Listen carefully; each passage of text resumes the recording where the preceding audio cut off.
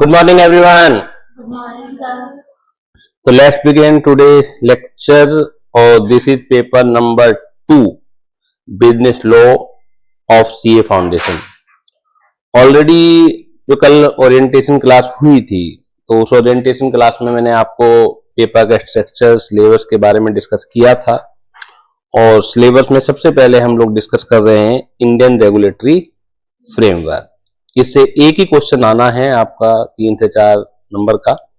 और Indian regulatory framework, जैसा कि ऑलरेडी आई टोल्ड यू कि ये कोई एक लॉ की ब्रांच नहीं है। जैसे बाकी जो 6 एक्ट हैं आपके, इंडियन कॉन्ट्रैक्ट एक्ट है, इंडियन पार्टनरशिप एक्ट है, वो एक लॉ की ब्रांचेज हैं, है ना।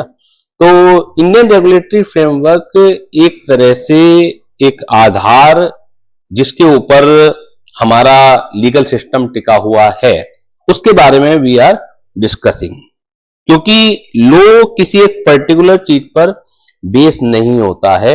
जैसे कि हमने पढ़ा कि लॉ क्या है, law is a set of obligation and duties imposed by the government. हर तरह की ड्यूटी या ऑब्लिगेशन को लॉ का नाम नहीं दिया जा सकता, लॉ का दर्जा नहीं दिया जा सकता। जो ऑब्लिगेशन और ड्यूटीज गवर्नमेंट के द्वारा इम्पोज की जाती हैं, दैट इज कॉल्ड लॉ। क्यों इम्पोज की जाती हैं? फॉर सिक्योरिंग वेलफेयर, एक सामाजिक उत्थान के लिए, और for providing justice to the society, society को न्याय देने के लिए कि सोसाइटी में हर व्यक्ति एक समान है और सबके लिए कानून एक जैसा है। इस वजह से लोगों के ऊपर ड्यूटी या ऑब्लिगेशन को इम्पोज किया जाता है। हमारा जो लीगल फ्रेमवर्क है, जैसे कि ऑलरेडी वी हैव डिस्कस्ड कि पॉलिटिकल एस्पेक्ट को भी कवर करता है, सोशल एस्पेक्ट को भी कवर करता है, कल्चरल, इकोनॉमिक को भी कवर करता है। क्योंकि हम एक ऐसे देश में रहते हैं जो बहुत ज्यादा भिन्नताओं से भरा हुआ है, डाइवर्सिफाइड है, ठीक है ना। इस तरह का उदाहरण किसी और कंट्री में आपको देखने को नहीं मिलेगा जो हमारे भारत देश के अंदर है। सोर्सेज ऑफ लॉ, हमने बात की थी कि सोर्सेज ऑफ लॉ में सबसे इंपॉर्टेंट जो सोर्स है वो है हमारा कॉन्स्टिट्यूशन, संविधान। Although constitution is not our part, मतलब सिलेबस का पार्ट नहीं है, इसलिए हमें पूरा नहीं पढ़ाया जाता है। तो हमें ऐसे ही समझना पड़ेगा कि जो संविधान है, जो आधारभूत ढांचा है लीगल सिस्टम का, जो सोर्स है लॉ का, वो हमारा कॉन्स्टिट्यूशन है। इसके अलावा जो प्रेसिडेंट्स हैं, प्रेसिडेंट को मैंने लिखा हुआ है, उदाहरण है। इसके अलावा जुडिशरी, केस स्टडीज हैं, कस्टम एंड यूसेज है। तो हर एक चीज का मैंने एग्जाम्पल दिया था कि आप किसी भी एक लॉ अगर समझना है, जैसे साइंस है, साइंस में क्या मतलब बड़ी आसान सी चीज है कि अगर मैं आपको एक न्यूटन का प्रिंसिपल समझा रहा हूं, जो प्रिंसिपल आप यहां खड़े होकर पढ़ रहे हैं वही अमेरिका में पढ़ेंगे, वही लंदन में पढ़ेंगे, वही साउथ अफ्रीका में पढ़ेंगे, पूरे वर्ल्ड के लिए सेम है, वो चेंज नहीं होने की। फिजिक्स, केमिस्ट्री है, वो चेंज नहीं होने की, मैथ है, वो चेंज नहीं होने की।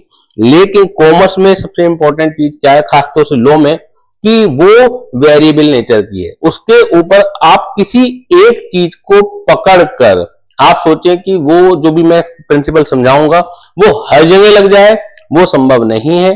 इसमें अगर आपको समझना है तो बहुत सारा आपको माइंड ओपन रखना पड़ेगा। एक ही चीज के एक ही जो प्रिंसिपल है वो हर जगह एप्लीकेबल नहीं हो सकता है। क्लियर होगी बात? तो कस्टम और यूसेज का भी उदाहरण मैंने आपको समझा दिया था, ठीक है। कि बहुत सारी चीजें पार्लियामेंट उसमें दखलंदाजी नहीं करता, कोर्ट उसमें दखलंदाजी नहीं करती, क्योंकि एक डर है कि कहीं समाज का जो एक वातावरण है वो बिगड़ ना जाए। क्योंकि जो हम एक डेमोक्रेटिक कंट्री में रहते हैं, और डेमोक्रेटिक कंट्री की जो पहचान होती है कि लोग ही गवर्न करते हैं और लोगों के द्वारा ही सरकारें चुनी जाती हैं। तो लोगों की जो एक आम राय है उसके खिलाफ आप कानून नहीं बना सकते, कि अगर आपने बनाया, डर है इस बात का कि लोग विद्रोह में ना उतर जाएं, एक गृह युद्ध की स्थिति पैदा ना हो जाए। Is it clear? तो यहां तक हमारा हो गया था अब आगे देखते हैं, जैसे you must be aware that India is a parliamentary democracy, we have a constitution which is the basis and sources of all law. हम सब जानते हैं कि हम एक पार्लियामेंट्री डेमोक्रेसी है और हमारे पास एक संविधान है जो सभी लॉज का क्या है, सोर्स है, ठीक है ना। जितने भी लॉ निकल के आते हैं वो हमारे सारे कॉन्स्टिट्यूशन से निकल के आते हैं। और एक चीज और मैं बता दूं कि हमारा जो देश है वो फेडरल सिस्टम पर आधारित है। फेडरल सिस्टम किसे कहते हैं मैं आपको बता देता हूं। जैसे आपने कभी सुना होगा कि अमेरिका सबसे पुराना गणतंत्र है, ठीक है ना। हम सबसे बड़े गणतंत्र हैं। पुराना होने का मतलब क्या है कि डेमोक्रेसी सबसे पहले अमेरिका में हुई थी। अदरवाइज आप जैसे किस्से कहानियां सुनते होंगे, हमारे यहाँ पर भी राज्य बटे हुए थे, राजा महाराजा शासन किया करते थे, फिर उस शासन को उन्हीं के बच्चों को मिल जाया करता था। तो आपने बहुत सारे मुगल शासन है, उससे पहले भी राजपूत शासन है और बहुत सारे लोगों ने शासन किया ही है हमारे ऊपर। तो पहले हम छोटे छोटे राज्यों में कह सकते हैं आप बटे हुए थे, ठीक है ना। फिर मुगल के बाद अंग्रेज आए, ब्रिटिश रूलिंग काफी हमारे ऊपर हुई। उसके बाद 1947 में जब भारत आजाद हुआ तो सरदार वल्लभ भाई पटेल को इसका श्रेय योगदान जाता है कि उन्होंने एक गणतंत्र की स्थापना की, ठीक है। और भीमराव अंबेडकर साहब ने हमारे संविधान की स्थापना की। और जो हमारा कॉन्स्टिट्यूशन है, जो स्ट्रक्चर है वो फेडरल है। फेडरल का मतलब क्या होता है, मिला जुला। हमारा कॉन्स्टिट्यूशन जो बेस्ड है वो अमेरिकन कॉन्स्टिट्यूशन के ऊपर बेस्ड है। किसके ऊपर बेस्ड है, हमारा अमेरिकन कॉन्स्टिट्यूशन के ऊपर बेस्ड है। लेकिन जो हमारे लॉज हैं, ठीक है ना, चाहे इंडियन कॉन्ट्रैक्ट एक्ट की बात कर लें, चाहे सेल्स ऑफ गुड्स एक्ट की बात कर लें, वो हमारे ब्रिटिश से प्रभावित हैं, यानी कि इंग्लैंड से प्रभावित हैं। बात समझ में आती है। आप अगर अभी भी देखें इंडियन कॉन्ट्रैक्ट एक्ट की जो ईयर है एक्ट के अंदर, वो क्या है, 1872। और 1872 में किसका राज्य हुआ करता था, ब्रिटिश का। यानी कि ये इंडियन कॉन्ट्रैक्ट एक्ट 1872 से चला आ रहा है एज इट इज, और हमने नहीं बनाया आजाद भारत होने के बाद, ये अंग्रेजों ने ही बनाया हुआ। इंडियन पार्टनरशिप एक्ट जो है 1932, ये भी अंग्रेजों ने ही बनाया हुआ है। सेल्स ऑफ गुड्स एक्ट 1930, ये भी अंग्रेजों ने ही बनाया हुआ है। नेगोशिएबल इंस्ट्रूमेंट एक्ट 1881, इसका भी ये जो है 1881 है, तो ये भी अंग्रेजों ने ही बनाया हुआ है। कंपनी एक्ट 2013 जरूर आ गया, लेकिन उससे पहले कंपनी एक्ट 1956 था, उससे पहले कंपनी एक्ट 1925 था, उससे पहले भी कोई कंपनी एक्ट था। वो जो 2013 है आपको लग रहा है, लेकिन सब वो पुराना ही कट कॉपी पेस्ट है, थोड़े बहुत मॉडिफिकेशन के साथ। तो जब हम सेपरेट लॉ की बात करते हैं तो उसमें आप झलक देखेंगे ब्रिटिश सिस्टम की, ठीक है ना। हमारे कॉन्स्टिट्यूशन जो है वो है आधारित अमेरिका के ऊपर, ठीक। फेडरल सिस्टम किसे कहते हैं, फेडरल सिस्टम में क्या होता है कि एक सेंट्रल गवर्नमेंट होती है और बाकी जो है छोटे छोटे राज्यों में गवर्नमेंट होती हैं, और हर एक व्यक्ति अपने आप में सुप्रीम होता है। ऐसा नहीं है, अगर मैं आपसे कहता हूं कि मुझे बताइए कि प्रधानमंत्री बड़े होते हैं या चीफ मिनिस्टर बड़ा होता है, तो एकदम आपका नाम निकल के आ जाएगा जी प्रधानमंत्री, ये तो केंद्र सरकार है। ऐसा नहीं है।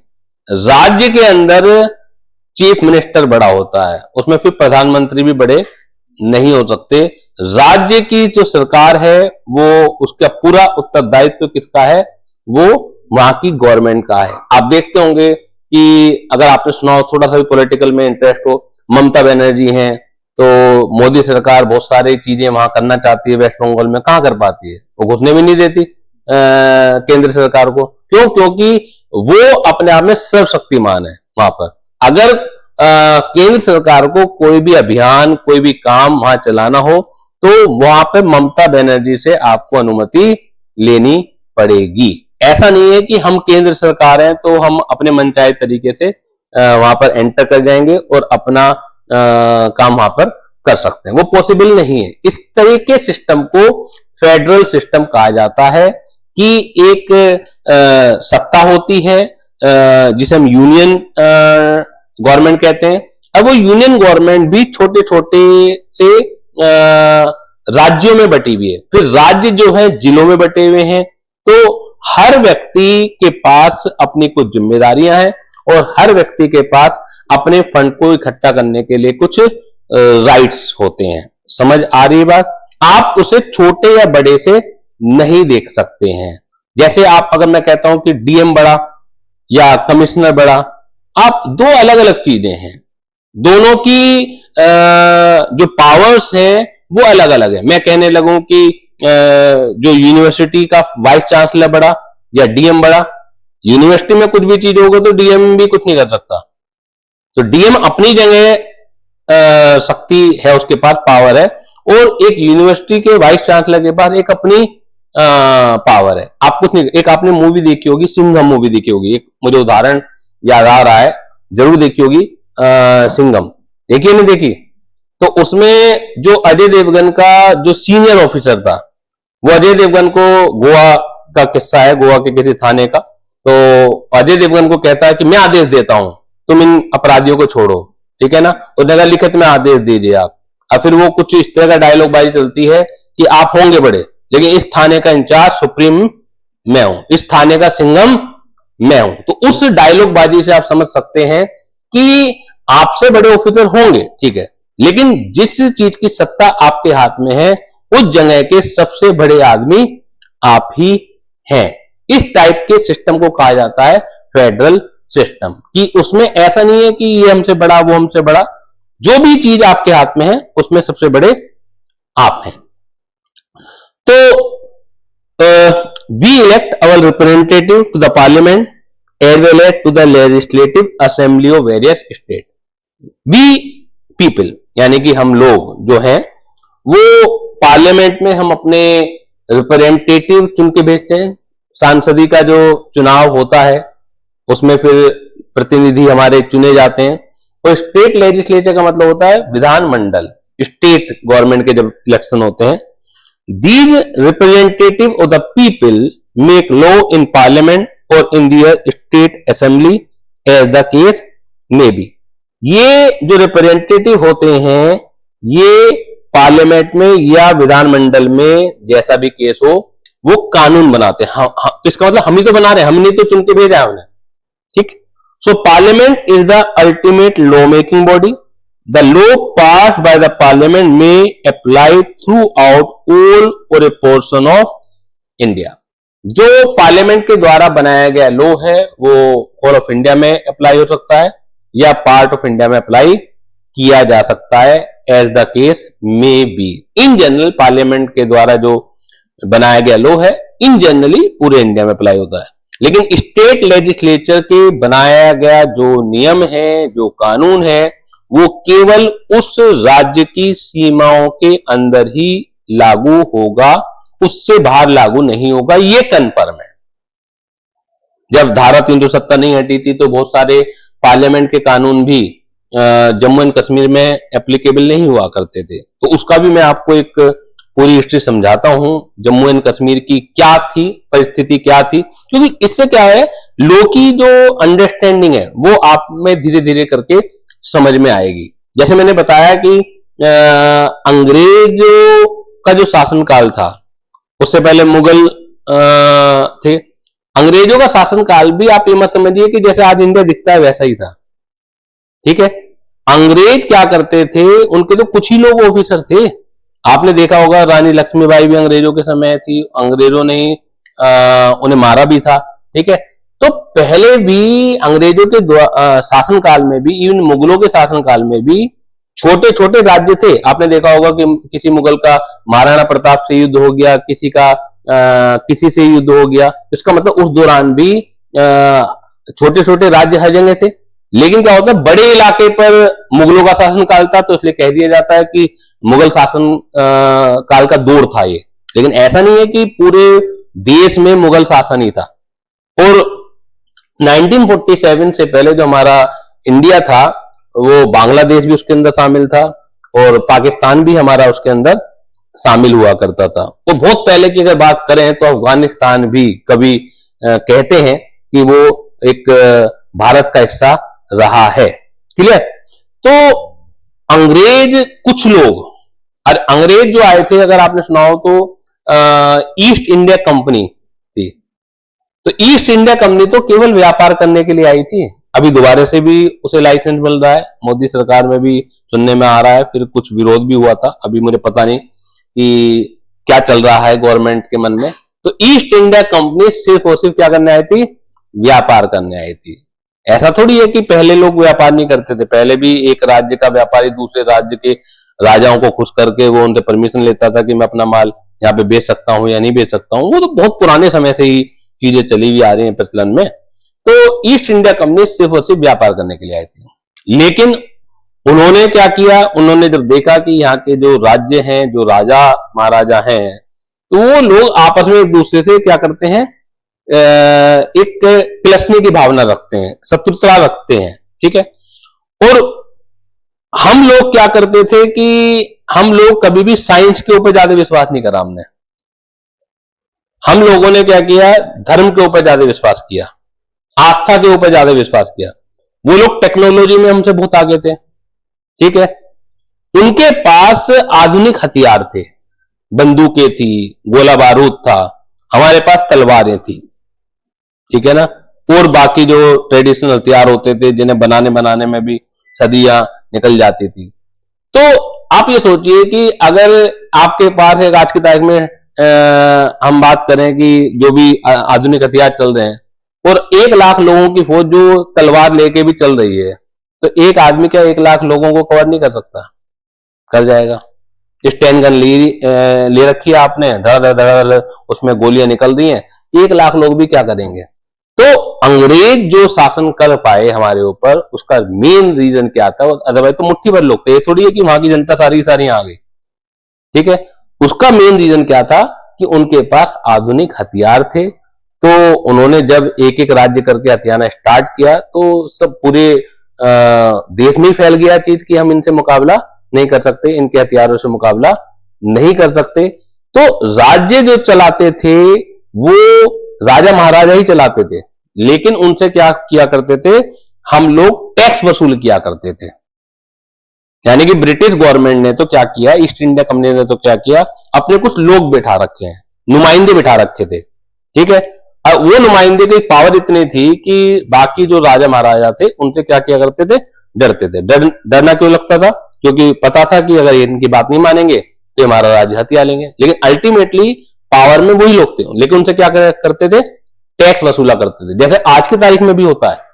आप ये सोचिए, जापान है, मैं आपको ऐसे बता रहा हूं, जापान के पास अपनी कोई सेना नहीं है, लेकिन अमेरिका ने उसे गोद ले रखा है। अमेरिका ने कह रखा है कि जो भी कभी भी तुम्हें दिक्कत आएगी तो हम आपके साथ खड़े हैं। तो जापान इसके लिए अपनी जीडीपी का एक निश्चित राशि हर साल किसे देता है?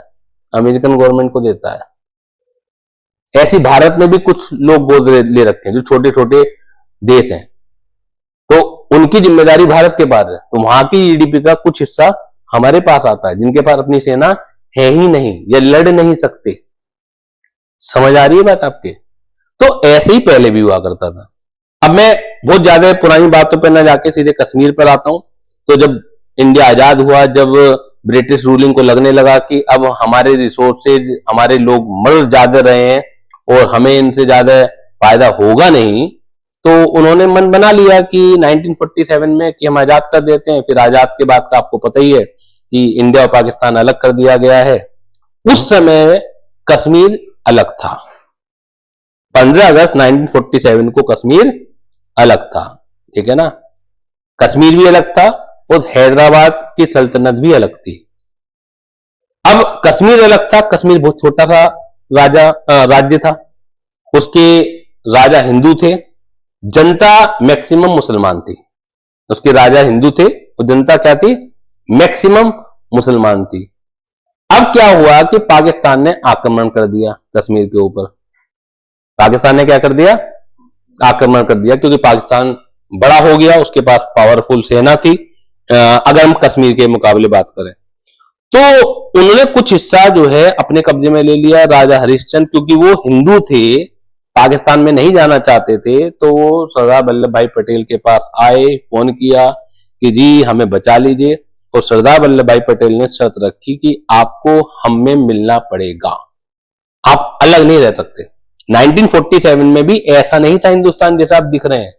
गोवा जिसे हम देखते हैं वो इंडिया का पार्ट नहीं था, बहुत सारे और राज्य इंडिया के पार्ट नहीं थे, सब बिखरे पड़े थे। जैसे मैं केवल अभी आपको केवल कश्मीर की बात बता रहा हूं, तो कश्मीर भी इंडिया का हिस्सा नहीं था, वो एक सेपरेट राज्य था जो मुगल शासन काल से पहले चीजें चला करती थी या मुगलों के दौरान भी चला करती थी। तो उन्होंने देखा कि पाकिस्तान ने हमारे ऊपर आक्रमण कर दिया। अब आक्रमण कर दिया तो उसे जब राजा हरि सिंह या जो भी कुछ नाम था, क्योंकि वो हिंदू थे तो स्वाभाविक है कि वो इंडिया के से मदद मांगने के लिए आएंगे। तो सरदार वल्लभ भाई पटेल ने शर्त रखी, मदद के लिए हम तैयार हैं, लेकिन आपको हमें मिलना पड़ेगा, अब आप अलग से गवर्निंग नहीं कर सकते, ठीक है।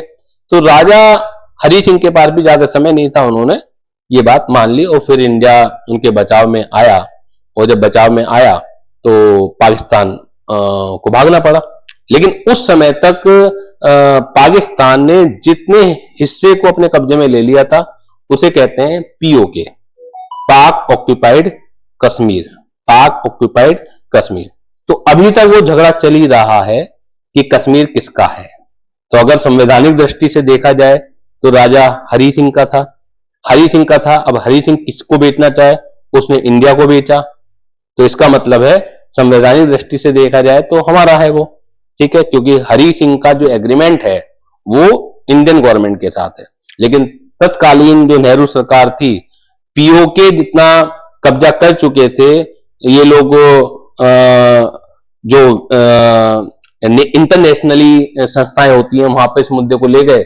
अब उन्होंने इसके ऊपर कोई कार्रवाई नहीं करी कि पीओके चलो, नहीं तो उसी समय अगर खदेड़ दिया जाता, इंडियन गवर्नमेंट ज्यादा मजबूत थी, तो वो पीओके भी हमारा ही हिस्सा होता। ऐसा थोड़ी है कि कोई भारी आदमी आपके घर पर कब्जा करना चाहे तो जितना कब्जा कर लिया वो उनका हो गया।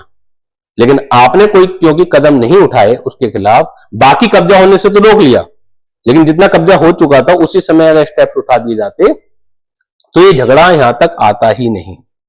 Is it clear? इसी तरीके से हैदराबाद निजाम भी था। हैदराबाद निजाम की अगर आप पॉलिटिकल दृष्टि देखें तो हैदराबाद निजाम, हैदराबाद जो था उसमें मुगल शासन काल था, वो ज्यादातर लोग वहां पे क्या थे, हिंदू थे, वहां उल्टा था।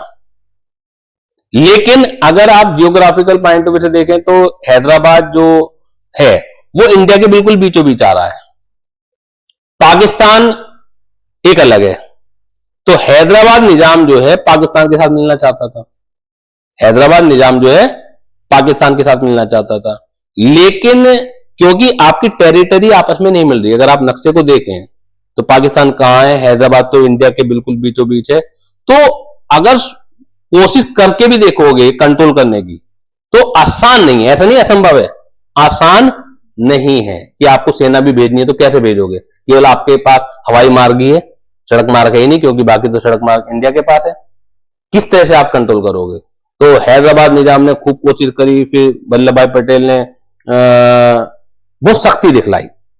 उसे सही कहें गलत कहें वो अलग बात है। हैदराबाद निजाम ने कहा अगर आपने हमारे ऊपर आक्रमण किया भारत सरकार ने तो हम खून की नदियां बहा देंगे। वल्लभ भाई पटेल ने कहा तुम खून की नदियां बहा के तो देखो, क्योंकि वहां पे ज्यादातर जनसंख्या कौन सी थी, हिंदू थी। तो वल्लभ भाई पटेल को इसलिए आयरन मैन कहते हैं, अगर आपने देखा होगा आयरन मैन की संज्ञा प्राप्त है, कि जो आज का भारत देखते हो वो उन्हीं की कोशिशें और उन्हीं की संकल्प शक्ति की वजह से है। क्लियर? तो ये सब चीजें मैंने इसलिए बताई क्योंकि आगे की चीजों को समझने में आपको आसानी मिलेगी, क्योंकि हम जो आज देखते हैं वो एडिटेड नहीं था इंडिया। अगर आप अमेरिका को भी देखें तो अमेरिका भी इसी तरह से बना हुआ है। हम कहते हैं कि अमेरिका एक देश है, वो कई सारे राज्यों का मिला जुला एक है। समझ में आ रही बात आपके? अब कनाडा को भी वो चाह रहा है कि कनाडा भी उसके बात मान ले और वो उसी के देश में शामिल हो जाए। जबकि वहां पर हर एक स्टेट अपनी एक सुप्रीम पावर है, वहां पर हर एक स्टेट अपनी एक अलग देश है मान लीजिए, लेकिन कई सारे राज्यों को मिला के वो एक यूनियन गवर्नमेंट वहां की भी बनी हुई है। तो the law pass by the parliament में अप्लाई थ्रू आउट ऑल और portion of India, where the law passed by state legislature apply only within the border of the state concerned. The Government of India Act 1935 ये pass by the parliament of United Kingdom, और अभी भी अगर UK में देखा जाए तो राजशाही ही है, वहां पे डेमोक्रेसी नहीं है। वहां पे जो राजा का परिवार है उसी के बच्चों को ही सत्ता ट्रांसफर होती है। महारानी एलिजाबेथ का नाम सुना होगा आपने, कई सालों से वो वहीं राज कर रही है, ठीक है। तो यूनाइटेड किंगडम में अभी भी पुराना ही सिस्टम चलता है, वहां पे डेमोक्रेसी इतनी नहीं है, चुनाव वगैरह होते हैं ऐसा नहीं है, लेकिन इतनी नहीं है। नेपाल में नहीं है, अगर आपको मालूम हो, नेपाल में इस तरह के चुनाव नहीं होते कि डेमोक्रेटिक तरीके से चुनाव होके सरकारें चुनी जा रही है। तो government of India act 1935 pass by the parliament of the United kingdom is the precursor यानी कि मैंने इसका सब्स्टिट्यूट वर्ड भी लिख दिया, पायोनियर यानी कि फर्स्ट। पायोनियर का मतलब होता है जो फर्स्ट स्टेप उठता है। और for the constitution of India it define the characteristics of the government from unitary to federal. ये गवर्नमेंट की कैरेक्टरिस्टिक को यूनिटरी से फेडरल की तरफ ले जाता है। यूनिटरी का मतलब है एक ही शक्ति, फेडरल का मतलब है शक्तियां बटी हुई। Our India is a federal country, power are distributed among various state government. State government की भी पावर डिस्ट्रीब्यूटेड है अलग अलग जिलों में। समझ आ रही है बात आपके? Powers were distributed between centre and state to avoid any dispute. अब आपको पूरी लाइन समझ में आ रही होगी, क्योंकि मैंने इतनी सारी लंबी कहानी जो बताई आपको, वो इसी बहुत सारी चीजें होती हैं जो समझने में बड़ी कठिनाई होती है, तो उन्हीं चीजों के लिए बताई। Power were distributed between centre and state to avoid any dispute. Power जो है हमारी, क्योंकि हमारा फेडरल सिस्टम है, तो फेडरल कंट्री है हम लोग, तो वो डिस्ट्रीब्यूटेड है। अब अगर हम कॉन्स्टिट्यूशन की बात करें मोटा मोटी, क्योंकि हम डिटेल में तो जाएंगे नहीं, हमारी 3 लिस्ट होती हैं। कितनी लिस्ट है हमारी? 3 लिस्ट है। लिस्ट 1 है, क्या है लिस्ट 1? एक है लिस्ट 2 और एक है लिस्ट 3। ये मैं कॉन्स्टिट्यूशन की बात कर रहा हूं। लिस्ट 1 को कहते हैं यूनियन लिस्ट, इसको कहते हैं स्टेट लिस्ट, और इसको कहते हैं concurrent.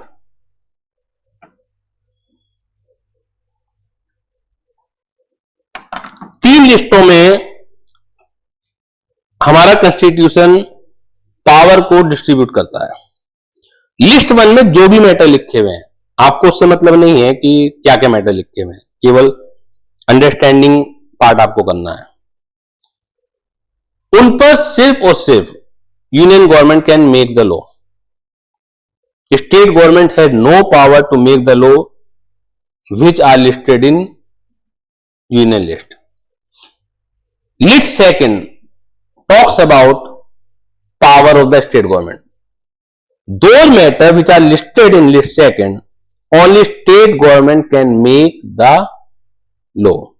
And the third one is concurrent list. इसका मतलब both government have equal power to make the law which are listed in list 3. कानून व्यवस्था की जहां तक बात है तो वो लिस्ट 2 का मुद्दा है। कानून व्यवस्था की जो बात है वो लिस्ट 2 का मुद्दा है। इसलिए हर एक स्टेट की अपनी पुलिस फोर्स होती है, उसके पास अपनी पावर होती है। अगर किसी अपराधी को पकड़ने के लिए यूपी गवर्नमेंट की पुलिस को पंजाब जाना पड़े तो पहले पंजाब गवर्नमेंट की पंजाब पुलिस से हमें अनुमति लेनी पड़ेगी। कई बार ऐसा भी होता है कि जिस अपराधी की आप बात कर रहे हैं तो उसमें दूसरे राज्य उन्हें संरक्षण दे देती है, आप चाह के भी कुछ नहीं कर सकते, पकड़ ही नहीं सकते। ऐसा बहुत सारा केस देखा गया है। अगर आप बात करते हैं देश की सुरक्षा की तो वो लिस्ट 1 का मुद्दा है, इसलिए सेना एक ही है जो यूनियन गवर्नमेंट में आती है। इसी तरीके से इनकम टैक्स की बात करते हैं, अदर देन एग्रीकल्चर इनकम, तो वो स्टेट लिस्ट का हिस्सा नहीं है, वो यूनियन लिस्ट का हिस्सा है, इसलिए इनकम टैक्स एक ही है other than agriculture income. Agriculture income पर लॉ बनाने की पावर स्टेट गवर्नमेंट के पास है, वो लिस्ट 2 का मुद्दा है। तो आपको लिस्ट याद नहीं रखनी, हाँ, लेकिन ये जिक्र में जरूर आ सकता है, आपसे पूछा जा सकता है कि लिस्ट 1 क्या है, लिस्ट 2 क्या है, लिस्ट 3 क्या है, लेकिन उसके अंदर के मुद्दे आपके सिलेबस का पार्ट नहीं है, स्टडी मटेरियल में कहीं भी उसका जिक्र नहीं है। इनका जिक्र है, लिस्ट 1 क्या होती है, लिस्ट 2 क्या होती है, लिस्ट 3 क्या होती है।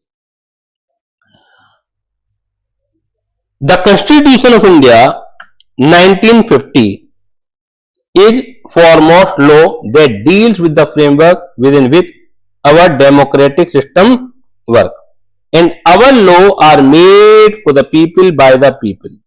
और जो लॉ बने हुए हैं वो लोगों के लिए बने हुए हैं और बाय द पीपल यानी कि लोगों के द्वारा ही बने हुए हैं। The constitution also provide for and protect certain fundamental rights of citizen. जो हमारा संविधान है वो कुछ बेसिक राइट, फंडामेंटल राइट जिन्हें कहते हैं, वो प्रोटेक्ट करता है लोगों की। It also lays down fundamental duties as well as the power and duties of the government both central and state. The law in India are interconnected with each other forming a hybrid legal system. तो एक एक बात समझ में आ रही होगी आपके। The people who wrote the constitution decided to divide the law-making power between the central government and various state government. So Indian constitution has 3 lists with central list जिसे हम यूनियन लिस्ट की बात कर रहे हैं, स्टेट लिस्ट, ज्वाइंट लिस्ट जिसे हम concurrent list की बात कर रहे हैं। Depending on the list in which it figures a matter would become the subject for the central law or state law. For example, income tax is a central subject because ये matter central list के अंदर आता है, ये matter central list के अंदर आता है। उसके ऊपर जो लॉ बना है वो इनकम टैक्स एक्ट 1961 है, उसके ऊपर जो लॉ बना है एक्चुअली में, लेकिन पावर दी गई है कहां पर। अगर आपके पास पावर ही नहीं है तो आप कुछ नहीं कर सकते।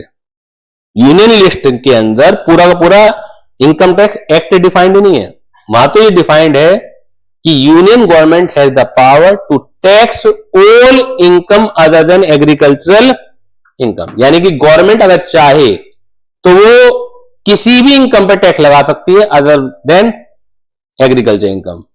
That's why government, central government ने ये लॉ बनाया। ये भी 1947 में आजाद हो गया था हमारा भारत, 1950 में हमारा कॉन्स्टिट्यूशन बन गया था, 1961 में इनकम टैक्स लगा ना, यानी कि संविधान बनने के भी 11 साल बाद इनकम टैक्स लगा। पावर होना अलग चीज है और उसे इस्तेमाल करना अलग चीज है। अगर सेंट्रल गवर्नमेंट चाहे एग्रीकल्चर इनकम पे टैक्स लगाना, वो लगा ही नहीं सकती, कोई पावर ही नहीं है उसके पास। स्टेट गवर्नमेंट के पास पावर है, लेकिन आजाद भारत में कोई भी स्टेट गवर्नमेंट ऐसी नहीं है जिसने किसानों की इनकम पर टैक्स लगाया हो, लॉ बनाया हो। उसका कारण पॉलिटिकल है, क्योंकि आप जानते हैं कि हमारे देश की 75% जो जनता है वो एग्रीकल्चर से जुड़ी हुई है। जब जुड़ी हुई है तो अगर किसी ने भी कदम उठाया स्टेट गवर्नमेंट ने, तो अगली बार वो सत्ता का मुंह नहीं देख पाएगी। सेंट्रल गवर्नमेंट के पास तो पावर ही नहीं है, अगर होती भी शायद वो तब भी नहीं लगाती, क्योंकि सेंट्रल गवर्नमेंट को भी तो सत्ता चाहिए ही। स्टेट गवर्नमेंट के पास पावर है, लेकिन उसने इस पावर को अभी तक इस्तेमाल नहीं किया है। तो income tax is a central subject, so throughout India we have only one law for income tax which is implemented by the central government through the ministry of finance. We also have matter for which both central as well as state government can pass the law. कुछ matter ऐसे भी हैं जिसमें state government और central government दोनों लोग बना सकती हैं, उन्हें हम कंकरेंट लिस्ट में बात करते हैं. Levy of stamp duty is such an example. Both central government and state government have law governing levy of stamp duty. बात समझ में आती है यहां तक? कोई दिक्कत, कोई परेशानी हो तो बता दीजिए. No. Now what is the process of making the law. ये तो अभी हमने फर्स्ट पेज पर तो कुछ बेसिक चीजें हमने समझी. इंडिया कैसे बना हुआ है, फेडरल है, यूनिटरी है, पावर कैसे डिस्ट्रीब्यूटेड है, लॉ का मतलब क्या है. Now what is the process of making the law. देखिए, सबसे पहले जो गवर्नमेंट है, अगर हम सेंट्रल गवर्नमेंट की बात करें, वही बातें जो सेंट्रल गवर्नमेंट के लिए वही राज्य सरकारों पर भी एप्लीकेबल होती हैं. Process of making the law, अगर कोई स्टेट लिस्ट का मुद्दा है तो उस पर स्टेट गवर्नमेंट लॉ बनाएगी. सबसे पहले एक बिल सरकार पार्लियामेंट के सामने रखती है. पार्लियामेंट अगर बोले तो दो सदनों से मिलकर बनी हुई है, और वो क्या है, लोकसभा और राज्यसभा. बात समझ में आती है? लोकसभा और राज्यसभा, तब जाके पार्लियामेंट बनती है. आपको शायद मालूम है कि लोकसभा और राज्यसभा में उच्च सदन कौन सा है? राज्यसभा. उसे उच्च सदन का दर्जा क्यों दिया जाता है, पता है क्या है? एक्चुअली जो हमारा कॉन्स्टिट्यूशन बनाने वालों को भी बहुत अच्छी तरह पता था. इसका श्रेय भीमराव अंबेडकर को जाता है कि कितना दिमाग लगाया होगा उन्होंने, कितने पढ़े लिखे व्यक्ति थे. लोकसभा में हम और आप चुनते हैं, और आपको पता है होना आप जैसे चुनते हैं लोगों को. क्या मुद्दे रहते हैं? किसी का मुद्दा धार्मिक हो सकता है, किसी का मुद्दा कुछ और हो सकता है. देश की किसी को चिंता नहीं होती है. हमारे अपने पर्सनल बेनिफिट होने चाहिए. उसमें अपराधी भी जाते हैं, चोर उचक्के भी जाते हैं, क्रिमिनल भी चुने जाते हैं. पॉलिटिकल पार्टी की भी मजबूरी है. सपोज कीजिए किसी पर्टिकुलर एरिया में आपको पता है कि अपराधी का ही बोलबाला है, उसे टिकट देना, अल्टीमेटली जीतना सबका प्राइम मोटिव होता है.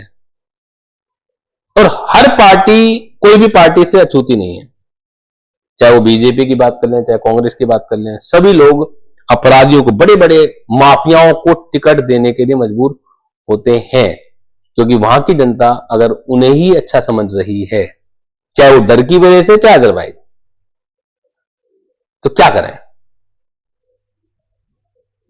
लेकिन राज्यसभा में ऐसा नहीं होता. राज्यसभा में हमारे पास पावर नहीं होती चुनने की. राज्यसभा का इलेक्शन बहुत अलग तरीके से होता है.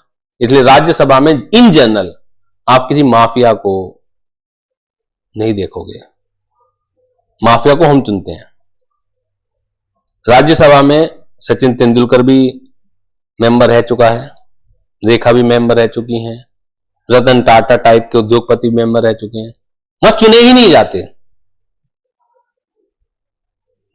वहां पर क्या होता है, डायरेक्ट भेजे जाते हैं. जो अपने अपने क्षेत्रों में एक नामी गिरामी लोग हैं, वो लोग भेजे जाते हैं. गवर्नमेंट की तरफ से मान लीजिए आप, और भी बहुत सारे तरीके होते हैं, गवर्नमेंट की तरफ से मान लीजिए आप. क्योंकि अगर ये लोग कभी इलेक्शन लड़ेंगे, जीत नहीं पाएंगे. इलेक्शन लड़के जीतना आसान नहीं होता. मनमोहन सिंह कांग्रेस के प्राइम मिनिस्टर, कांग्रेस के शासनकाल में प्राइम मिनिस्टर रह चुके हैं. बहुत ही बुद्धिमान व्यक्ति थे. उनसे ज्यादा बुद्धिमान प्रधानमंत्री आज तक नहीं हुआ. जो हम आज हैं 2025 की अगर हम बात करें, तो बिकॉज ऑफ मनमोहन सिंह 1991, आज से करीब 35 साल पहले, अदरवाइज हमारा देश दोबारा से बिक गया होता। जो हालत पाकिस्तान की है इस समय, श्रीलंका में गृह युद्ध चल रहे हैं, क्योंकि आप शायद ज्यादा ध्यान नहीं देते उन पर, आपको नहीं पता होगा, बहुत बुरी स्थिति है। सब कर्जे में डूबे हुए हैं, कर्जे में डूबे हुए हैं। अल्टीमेटली कोई दूसरा देश आपको कंट्रोल करेगा फिर, जब आपके पास फंड नहीं होंगे देश को चलाने के लिए। तो 1991 में बहुत बुरी हालत है। मनमोहन सिंह की वजह से ही हम यहां तक बचे हैं, उनकी पॉलिसीज की वजह से हम यहां तक बने हैं, और एक हम आज विश्व अर्थव्यवस्था में 5वें पायदान पर जो आके खड़े हुए हैं, बिकॉज ऑफ मनमोहन सिंह। लेकिन शायद आपको पता नहीं है कि मनमोहन सिंह कभी इलेक्शन नहीं लड़े हैं। अगर वो इलेक्शन लड़ते तो हार ही जाते।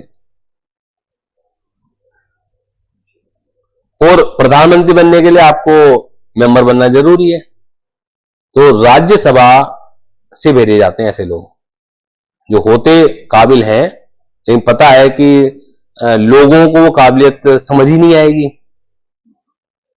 तो ऐसे केस में राज्यसभा में फिर भेजे जाते हैं, और फिर वहां से क्योंकि वो फिर पार्लियामेंट के मेंबर हो गए, तो आप फिर एक पोस्ट होल्ड कर ही सकते हो। अभी भी हमारे जो विदेश मंत्री हैं, मनमोहन सिंह आरबीआई के गवर्नर भी रह चुके हैं, इकोनॉमिक्स बहुत जबरदस्त रह चुके हैं। अभी हमारे जो विदेश मंत्री हैं एस जयशंकर, वो भी इसी तरह के आदमी समझ लीजिए। तो वो भी कभी इलेक्शन थोड़ी लड़ेंगे, लेकिन मोदी को पता है कि ये बंदा बढ़िया है, तो उसे विदेश मंत्री बनाया। उसके बाद राज्यसभा में भेज के, क्योंकि टाइम होता है कितने इतने समय के अंदर आपको चुना जाना जरूरी है, वो फिर होता है इस तरह से काम। तो उच्च सदन का समझ में आ गया। उच्च सदन राज्यसभा होती है, निचली सदन लोकसभा होती है। गवर्नमेंट जो भी पावर में है वो एक बिल पेश करती है। बिल बेसिकली एक प्रपोजल होता है, हम ऐसा चाहते हैं। बिल और एक्ट में अंतर होता है। बिल एक प्रपोजल होता है, हम ऐसा चाहते हैं, उसके ऊपर फिर लोकसभा में चर्चा होती है। यहां लिखा हुआ है लोकसभा में पहले, राज्यसभा में बाद में। नॉलेज सेक के लिए बता देता हूं, ऐसा जरूरी नहीं होता, लेकिन आप ये लिख के आइएगा, स्टडी मटेरियल में भी लिखा हुआ है। ऐसा भी हो जाता है कई बार कोई बिल राज्यसभा में पहले पारित हो जाता है, उसके बाद लोकसभा में लाया जाता है। लेकिन अगर ऐसे लिखा हुआ है लोकसभा राज्यसभा, तो ऐसे लिखे आइए, कोई आपकी दिक्कत नहीं है। तो लोकसभा में पहले होगा, फिर राज्यसभा में होगा। दोनों सदनों से पारित होने के बाद वो प्रेसिडेंट ऑफ इंडिया के पास जाता है, वो इसके ऊपर साइन करते हैं, और फिर साइन होने के बाद ये ऑफिशियल गजेट में जाता है। ऑफिशियल गजेट ये मान के चलिए आप कि लाइक सरकारी न्यूज़पेपर, आपके समझने के लिए बता रहा हूं, वो कहीं डिस्ट्रीब्यूट नहीं होता, लेकिन एक प्रोसीजर है, इंटरनेट पर कॉपी मिल जाएंगी उसकी। तो ऑफिशियल गजेट में पब्लिश्ड होता है, तब जाके ये एक्ट बनता है। तो बिल और एक्ट में अंतर समझ में आ गया, प्रोसेस समझ में आ गया। पढ़ी मेरे साथ। व्हेन, ये क्वेश्चन आ चुका है, when a law is proposed in parliament it is called a bill. After discussion and debate the law is passed in Lok Sabha, thereafter it has to be passed in Rajya Sabha. It then has to obtain the assent of the President of India. Finally, the law will be notified by the government in the publication called the Official Gazette of India. The law will become applicable from the date mentioned in the notification as the effective date. Once it is notified and effective, it is called an act of the Parliament. जब एक बार ये notified हो जाता है और effective हो जाता है, तो ये क्या कहलाने लगता है? Act of the parliament. यहां तक बताइए, कोई भी प्रॉब्लम, दिक्कत, परेशानी हो तो? कोई दिक्कत नहीं। ये क्वेश्चन आ चुका है, process of making the law और टाइप्स ऑफ लॉ। तो आज हमने process of making the law तक पढ़ा है, टाइप्स ऑफ लॉ की बात करेंगे हम कल। तो तब तक के लिए मैं विदा लेता हूं। Thank you very much.